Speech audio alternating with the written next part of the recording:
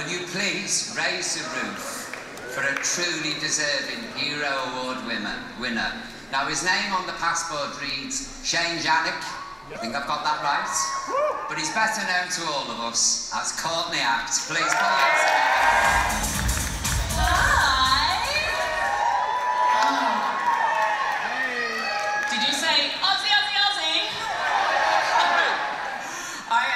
Genuinely so excited to receive this award from RuPaul because when I was growing up as a young gaby in the suburbs of Australia, I remember stumbling across a new invention called the internet.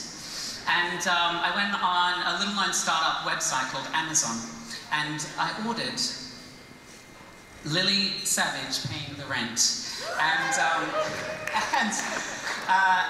I did. It was a mere £15.49, which is about 689 Australian dollars, and $40 postage. And like anything that comes from the UK to Australia, it took about 2 months to get there. And when my drag DVD finally immigrated, I realised that you can't play UK DVDs in Australian DVD players. So, nice to finally see you, Mr. O'Grady. I mean, who would have thought that when I went into the Celebrity Big Brother house at the beginning of this year that the conversations that I had inside would lead to this humbling honour. I'm so excited and honoured to be here. And I don't know if I consider myself a hero, although I am partial to a cape, although usually just for decorative purposes. But I will say that one of the things I try to do that I think garners me this attention is I try to create rather than destroy or tear down. And I try to listen more than I speak. And in these ever polarizing times that we're in, it's easy to simply preach to the choir or shout over our enemies. And I just don't know how much good that's doing anymore. And I really think that communication is our greatest tool that we have as a species. I mean, from the time that we're born, we begin to desperately learn better ways to communicate. We cry, we gesture, we laugh, we shit ourselves, and we eventually learn language, and we use it to tell the world who we are and what we need. And I don't think it's any coincidence, in my opinion, that the steady degradation of the world that we're seeing today is that we've lost the art of communication, and we feel more isolated and divided than ever. And there was a time, you know, when people could disagree without hating each other, and it really wasn't that long ago. And a time when people weighed the value of facts and opinions, and they just did it in a logical manner rather than treating every issue like some sort of tribal warfare. And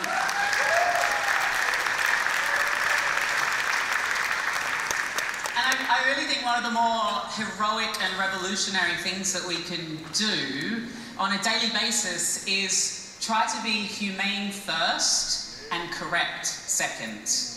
And we see all too often, you know, around the globe right now, where winning at any cost gets us. And I'm very excited because in a couple of weeks, I am excited to introduce to the world my new show on the E! Channel called The Bi Life. It's the UK's first ever bisexual reality dating show, and it's on the E! Channel. Like, this is the home of the Kardashians. It's not an intellectual conversation in a little bubble. Like, this is real people who are all up the back. Hi, everybody. Do you like it up the back? But it was so much fun. We shot the show in Barcelona, and look, I don't want to ruin the ending, but some of them are still single, so get on it.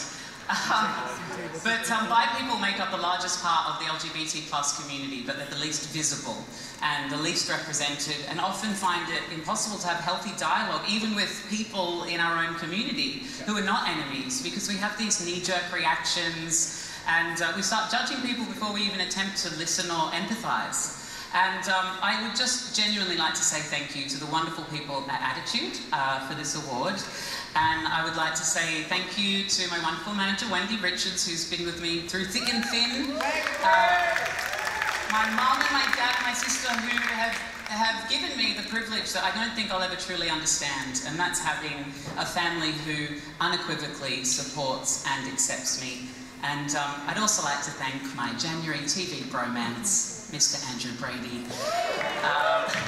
For giving all you thirsty gays something to masturbate over at night time. And in some weird way, I kind of want to thank my arch nemesis, Anne Whitaker, because you can't spell antagonist without Anne. But in a couple of weeks, I'm returning to Los Angeles to pack up my home, head back here to London, and I'm so excited because I am making a show, the Courtney Act show on Channel 4. It's a old school variety, Sonny and Cher style show, and I'm very excited. But most of all, I'm excited to get back to LA so I can finally get my Lily Savage DVD and play it here in England. Actually, I'll probably have to go to an antique store and find somewhere that still sells a working DVD player, but that's alright. Thank you so much.